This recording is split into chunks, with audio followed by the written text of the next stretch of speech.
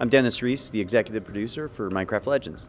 I'm Craig Lee. I'm the principal design director on Minecraft Legends. Well, Minecraft Legends is an action strategy game based in the Minecraft universe, and it's built in this procedurally generated world. It's a narratively driven campaign and tells an awesome, robust story. We're really excited for everyone to start to play it for the first time here at the Xbox Lounge, I believe is what it's called. Yeah. The Loft. The Loft, the Xbox Loft, and so it's great to get first impressions. Talk about some of the challenges when taking a game that's already kind of dabbled in dungeon crawling and making it into I want to call it like an RTS light. Oh, well, anytime we make a new product in the franchise, we always want to put our twist on it. So Dungeons is our twist on a dungeon crawler, and so Legends is our twist on a strategy game. And it really is an action strategy game because it's not so much, you're not a commander from 50,000 feet looking down, you're on the battlefield. And Minecraft Legends is all about being the commander and the feeling of being a commander and gathering troops and empowering troops and giving them the commands. So you're in there with them down there as well, fighting things with your sword. So it's much more action-based. It has got strategy in it, but it's not only strategy. And one of the wonderful things about Minecraft Legends is we say on main Minecraft that the game is built block by block, right? Our mantra for this game was thought by thought. And so it's where am I placing this structure? Where am I building these defenses rather than I'm going to build this tower piece by piece, right? Because they've got already pre-made structures. Yeah, talk about that. What was the design and concept of having your little minions build things for you in a game that generally people are mining, going down and putting in place, like you said, block by block? That's a really good question too. So our allies are, the empowerment on this world of gathering. And as a player, when you're a commander, you want to give out orders rather than bashing on a tree because you've got lots of things to do. And so you assign tasks to your allies. You have building allies and you have the gathering allies, and you just go to a giant tree and say, give me some wood, and they go and mine it all down, and then that allows you as a player to then concentrate on using those resources. So you're not waiting for 5 minutes to gather the wood yourself. You can be using that wood straight away to build your fences and gates and walls. So it allows players to focus more on bigger, more strategic decisions than the, smaller tasks. So playing this, I'm an old school gamer, I got Warcraft vibes, Starcraft vibes, base building, management resource, but you guys have made it much more accessible. Those games are very complicated, lots to manage. This thing was very simple to understand. What went into that process? So from the beginning, the game was built from the ground up to be cross-platform for everyone to play. It wasn't made on PC and then put on the others, so that's why you can play on mouse and keyboard or on controller. There's no difference between them. There's no advantage to being on PC. And it was really built from the beginning so that everyone could play together and it was as accessible as possible. That's really important for our franchise and our brand. We want everyone to have a great time, and we want dads to be playing with their kids and everyone to be able to play. That's one of the wonderful things about Minecraft Legends as well. In PvP, there's so many different roles you can play. Someone can be the gatherer and just be collecting a load of resources for their team. Someone's building a giant base whereas someone else is attacking. So regardless of what you like to do, if you're a creator and just love to build giant bases, you'll still love PvP because you can just be the base builder. That sounds great, because I love, when I play those games, I love playing SimCity, and my friend does the micromanaging of the units and attacking. Yeah, you'd be great buddies together. He'll be off getting all the redstone and the diamond, and you'll be like, I'm going to use it to build all the upgrades, and then you just need to find another friend who likes, destroying piglins and other people. And actually, that's one of the cool things that we're doing with Minecraft Legends is we do have matchmaking for PvP. So if you don't have any friends online and you want to go out and play a 4-on-4 match, you can do that. You don't need to make sure all your friends are online. We just want everyone to play together. Challenges of mapping a controller to a strategy game.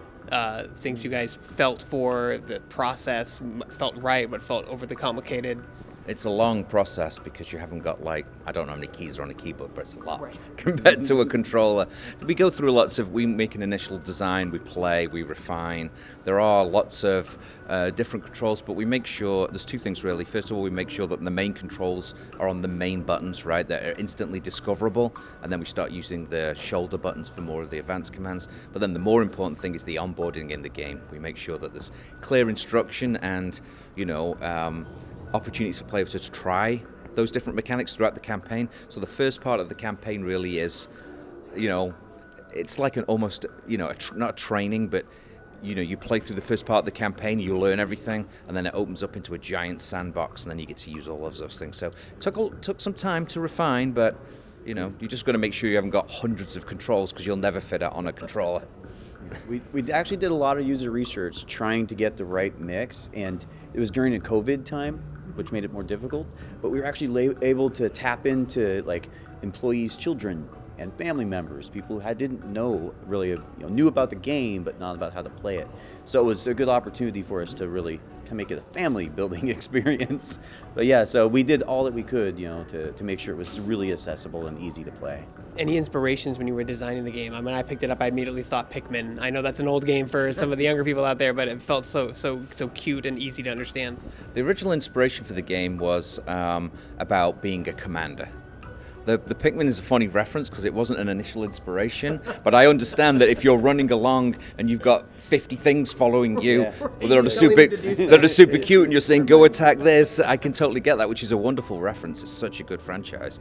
But no, it was really about the center of the core of the design was empowering the player to feel like a real hero, but a commander. Right, so being empowered not just by themselves, but like look at the troops and the army I've got, and watch them like crush the enemy. So that was really inspiration, and where it sort of, and that combined with the thought by thought were the two main building blocks to then build out the game.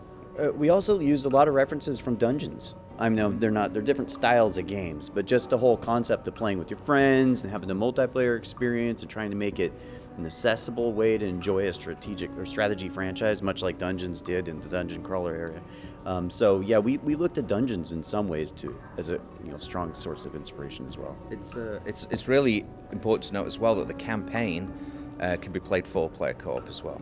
It's 4-player co-op on the latest gen consoles and 2-player co-op on the older gen consoles. But then you can get 3 friends and play the entire campaign together, and that's really important too, because then you can do whatever strategy you want. You can have someone just going from village to village, building bases and fortifying. So it is a really social game. I feel like I have to ask, any split screen co-op available for Legends? No, no. It's a challenge for sure. It is. It's a real challenge. It's screen space, trying to control the troops. We actually did investigate it, but just usability was so complicated, especially on something like a Switch, right? But yeah, so we looked at it. It was just something we couldn't support for this game. But you can play on all the consoles that we release on, which is everything, and they're all cross-play in PvP and campaign. Doesn't matter if you're on PS4 or Switch or PC or Xbox, you can play with anybody across those. So we've made it, even though we don't have the split screen, we've tried to make it accessible as possible, because it doesn't matter what machine you have in your house, you can play with someone else who's got another machine. So we think that's really fantastic that you can play across anything. In terms of of the gameplay, do you have the tier builds of upgrading 1, 2, 3, and then the counteracts this enemy counteracts that enemy? Yeah. So within the design there is what we call a tech tree. So a good example is you start off with stone and wood, right, which builds all your standard things. But then as you unlock upgrades, you can gather redstone and all the things you expect in Minecraft, coal and diamond, and those are then attached to the requirements for other buildings. So if you gather coal, you can build something like a boomery, which then lets you spawn creepers and add exploding arrows to your towers. If you gather redstone, you can then spawn zombies who are fire resistant and build a redstone launcher, which is our catapult. So there's all these really nice investments in different upgrades. Depending on your style, you could just invest in a massive army.